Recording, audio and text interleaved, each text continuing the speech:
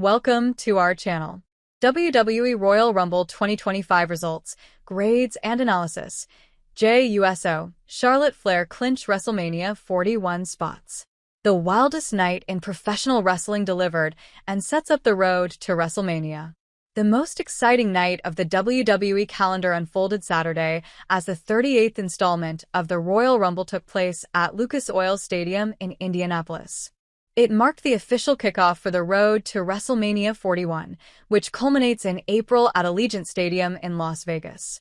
Saturday's event featured 4 matches, relatively light out of necessity considering the men's and women's Royal Rumble contests took more than an hour each, and saw a returning Charlotte Flair and Jey Uso clinch their spots at WrestleMania 41.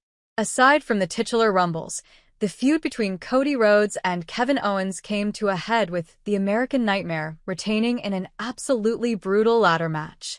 The other clash was for the WWE Tag Team Championships, as DIY successfully defended, with some help from the Street Profits, against Motor City Machine Guns in a best 2 out of 3 falls affair. Of course, as is tradition for the Royal Rumble, surprises and returns were the name of the game. In the Women's Royal Rumble match, we saw returns from not only Flair, but also Alexa Bliss, Trish Stratus, and Nikki Bella. Longtime TNA powerhouse Jordynne Grace also made her second appearance, and the WWE announce team stated she was officially under the brand's umbrella. On the men's side, there were fewer interrelated surprises, with just Joe Hendry, IShowSpeed, and a returning AJ Styles being the most unexpected participants.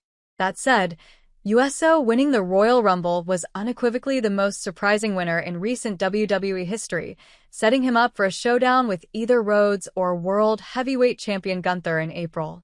Here are the results, grades, and analysis from Saturday's event. WWE hit every note it needed to with the opening match of the Royal Rumble. We had major returns, teased and surprises, and we continued to see the depth in the women's division across all of WWE's brands. There will certainly be some complaints about Flair winning, but it was an absolutely justifiable booking decision considering her star power and ability. As I wrote in my prediction for the Uncrowned Horseman Roundtable, there are great story possibilities between Flair and either Tiffany Stratton or Rhea Ripley. The biggest, non-actual, winners here, in my opinion, were the NXT women who competed and showcased the talent within that roster in particular. This was a solid tag team match between 2 of the best teams in the world, but it left me feeling a bit underwhelmed.